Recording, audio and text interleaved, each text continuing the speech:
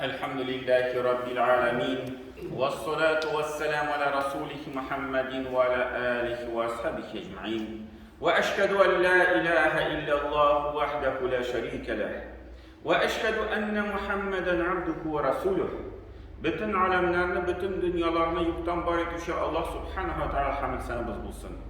İki dünyaya rahmet bulacağımız Peygamberimiz sallallahu aleyhi ve sellem'e gönül türlerden çıkan salavat şeriflerimiz erişsin. Hem bu izgi cuma günlerinde cuma namazlarına cilvan başta din kardeşlerimizge Allah'tan rahmetleri bulsun. Şimdi cemaat her bir kişi bu dünyada yaşaganda bahatli turmuşta yaşasın ile. Bahatga erişesi ile.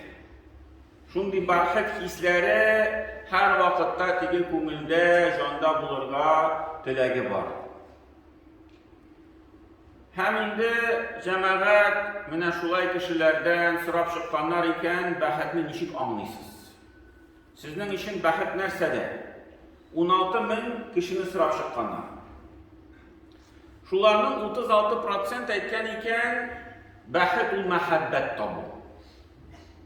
Şimdi tigi mahabbet, şimdi şundi gaile turmuşun kırıp jiberdik, şulay kureler iken.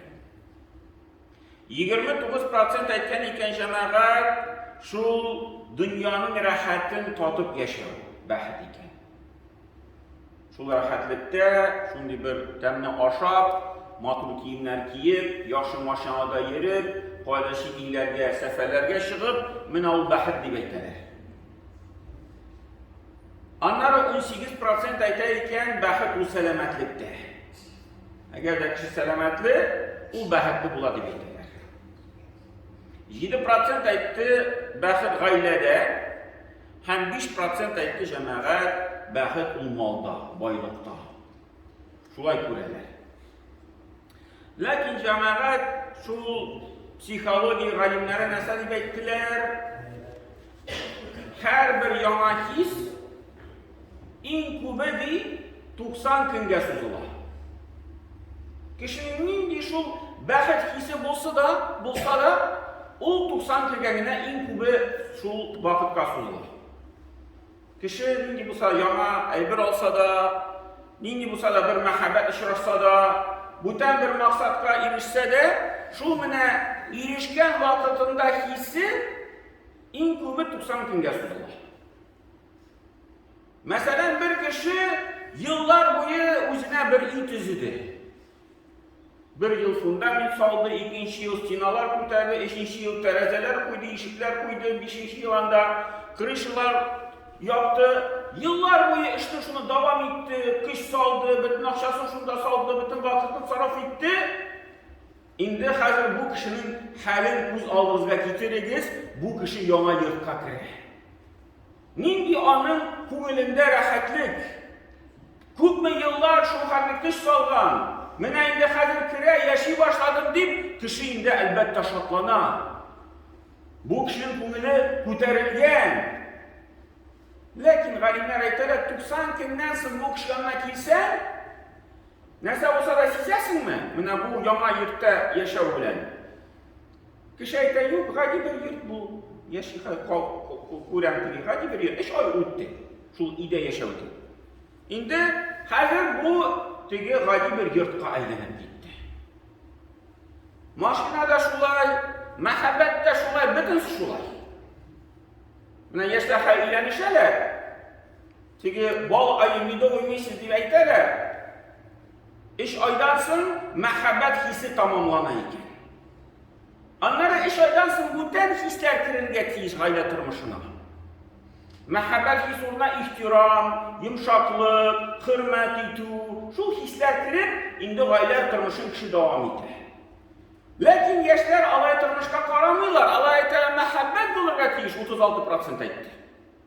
Hazır mahabbat taptılar, ileniştiler, 3 ay yaşadılar da etələr bak mahabbat yoxaldı. Buldu hazır gayler turmuşun ne işin gerek? Biraz ne tüzelerde tam bir neçə ay, bir yıldan soň ayrılışıp takmıyorlar. Mahabbatga erişmedik deydi. Şul bahat hissi köngülde jumaldı deydi. Lakin cemaat mine biz Müslümanlar Biz musulmonlar, biz mana u narsani bilirga anlarga tiyish. Mana Alloh taolo bu dunyoni shunday yaratdi, bu dunyoda bitinisi vaqtlicha. Mana bu muhabbat hissida, mana shu baxt hissida muhabbat bo'lsa, butan bir yangi uyga kirsak, bir yaxshi bir yangi mashina olsak, u vaqtlicha. Lekin Alloh taolo bizga ko'rsatdi, mana nindi hayda biz jannatda yashayacakmiz. Mana bu 90 kun bo'lsin, 1 oy bo'lsin, 40 kun bo'lsin, 20 kun bo'lsin, biz baribir u hissni sezib olamiz, baxt hissini. Ham Alloh taolo bizga aytadi, bu vaqtlicha his. Amina jannatga kirgach, jannatga erishgach, sizning mana bu his mangilik bo'ladi. Siz bir qachon ormaysiz jannatdan. Jannatdagi ne'matlardan bir qachon ormaysiz. Rizqni oshasangiz, shuluk bir rizq, bir olmani oshasangizda, qopgan sayin yangi bir lazzat sizga berib turadi. Shu yurt, jannatdagi yurtni ko'pmi ko'rsangizda, u yurtga kirgan sayin ko'nglingiz to'lib qo'yar shunday bir baxt bilan. Men jannatdagi yurtga kiraman. Mana u his mangilik bo'lacak jamoat. Mangilik bo'lacak. Lekin o hisga erishir uchun, jannatga erishir uchun jamoat bizga tirishirga kerak. Bizga mana shu halga erishir uchun mana kuch solarga kerak. Shu 90 kunlik baxt uchun biz ko'pmi kuch solamiz? Mashina olish uchun, yurt tuzilish uchun, butan bir maqsadga erishir uchun biz ko'pmi kuch solamiz, vaqt beramiz, aqchasini beramiz, anda shu o'zimizning aqlimizning kuchini beramiz, o'ylab turamiz, nechik bo'ldirga, nechik qolarga, tegi yoqdan nechik yangi kirpish keltirilga arzonroq bo'lsin deb, biz ko'pmi shu kuch solamiz maqsadga erishish uchun. Ham shuni bilan solishtirib jamoat biz 90 kunlik uchun shu qadar kuch solg'ash, mangilik turmush uchun ko'pmi biz kuch solarga tegish. Mangilik turmush uchun. Ham Alloh taolo Qur'onda uning to'g'ridan asali shunday so'zlar bor. Qala qailun minhum inni kana liqalin. Jannatga kishilar kirgachdi, shu jannat kishisi aytir jannatdagi farishtalarga, shu jannatdagi soqchi farishtalarga, mening bir yaqin do'stim bor edi, qarin, bir ko'nglima yaqin bo'lgan kishi bor edi, iptashim bor edi. Yaqulu a innaka laminal musaddiqin. Ham u menga iptashim aytib turaydi, sen alla shu din so'zlarini ishonasizmi? U bitimda yolg'on so'zlar, nega sen ularga ishonasan? Jahannamga, jannatga, qiyomatga ne uchun sen ularga ishonasan? Shu do'stim meni so'rab turaydi.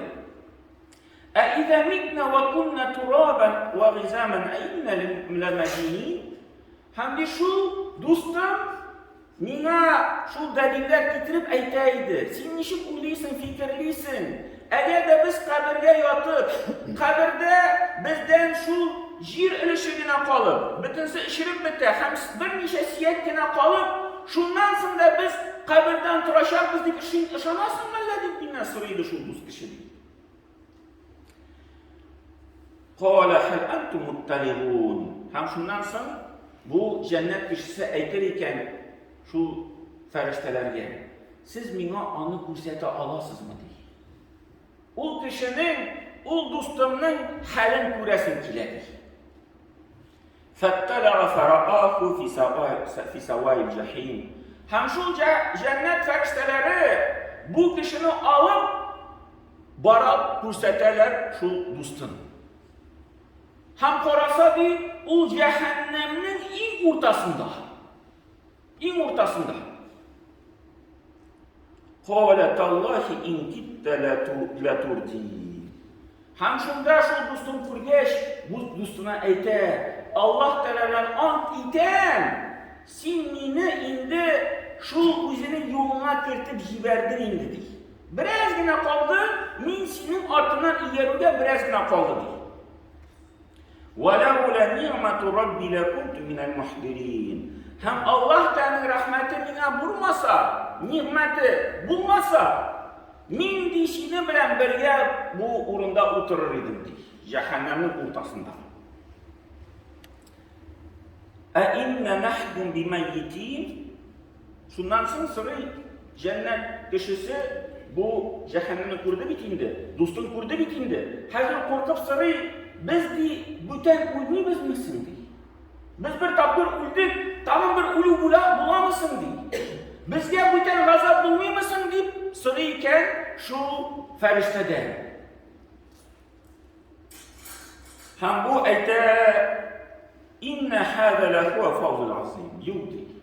Dürüstlükte siz ilişken nimet, cennet nimeti o büyük cinu, fawzul azim, büyük cinu oldu. Büyük maksat iliştiniz. Limisli hâze felya'melil amilûn. Hem şu söz ne? Allah Teala şu fikrini işi bitire. Mine şu maksatka ilişir için gamel kılışı kişiler tırışsınlar diye. فَلْيَعْمَلِ الْعَامِلُونَ. Gamel kılsınlar, tırışsınlar, kis olsunlar. Mine şu maksatka ilişir için. Tırışırga gerek. Bulay bana min şulay bir kişkinegine iş işleyim de, bir kişkinegine bir işleyim de, şunu bile benim işim bitedip alaydığına bulmayacağım. Tırışırga gerek. Şu an bile şu tırışı ilişkileri birinci cemaat farz. Farzlarını üterge gerek. Bizim 5 farz var. Şehadet eytu, namazı kıl, zekat tülev, urazat tutu, haçga var. Bunlar 5 farz. Onlarını nişik bulsa da tırışırga gerek üterge. Namazında, urazasında, zekatında, hacında. Bunu işledik, tırıştık, haçga varıp kayıttık, zekatın tüleyimiz. Hazır ikinci derece nefiller cemaat. Her bir ibadetin özünün nefili var. Namazın nefilleri var, urazanın nefilleri var, zekatın nefili nese sadaka biru, hacın nefili nese umrege var. Mine şu işlerini şulayıp işlerge gerek. Kararga gerek. Biz mine farzlığına işleyiz mi? Ya ki bizim tırmışımızda mine şu nefiller de artıp varamıyor. Mine biz haçga varıp kayttık da tuhtali min gımrege de varıp kaytayım deyip bizim bir dileğimiz, maksatımız bulurga tiyiş. Nefil bulsun, tam da kübrek işler bulsun deyip mine hayırlı bir şunlu sabapla yazılıp koysun deyip bizim şunlu bir dilek, bir ımtılış bulurga tiyiş. Mine şu bəxət hislerine ilişendir. İkinci derece cemaat Kur'an oku. O şu nefil işlerinin bir ilişki lakin ayrışa bir gıybede o Kur'an okurga gerek. Arap dilini öğrenip, Arap harflerini azin öğrenip, tajvid kaidelerini öğrenip, indi cemaat Allah Teala'nın için onun kitabını okumalı deyip, hatta anlamasak da. Çok kişinin düşünü bilen aptırabilir. Minne Kur'an'ı okuyayım da, okumasam da şu bir mağna minanı anlamayayım diye. Anlamıyoruz Kur'an'ı okuyan da cemaat. Onun için tercümesi var, tefsiri var, Tatar dilinde, Urus dilinde anlarışın. Lakin özünden oku, o gıybet olup durar. O kişiye kuvvetine bir şistalık arttırıp durar. İman kişinin arttırıp durar. Şuna göre menakul yapını kararga gerek. 4. derece cemaat farzın ötüyüz, nefillerin kılabız, Kur'an okuyuz. 4. derece izgilik kıl. İzgilik kıl. Yanımızda var kişiler kim yardımcıya muhtaç. Belki tuğanlarımız vardır, belki kurşilerimiz vardır, belki tanışlarımız vardır. Bizim vakitimiz yok, biz tırışabız, dünya kuvabız, iyintizibіз, gayleni karayibız. Biz bütün sır farzga kirgen, tırışırga gerek. Lakin şundan da tış, bizning istimizde bulmagan izgiliklerini barbar kılırga gerek. Biz tiyiş tugil, kimgadir anda yerden bitirge. Bizning istimizde andi vazifa yok. Lakin cemaat biz andi mümkünçiliklerini izlerge tiyiş. izlərgə tiyиш, tuqtaylı bir izgilik bulsun əli.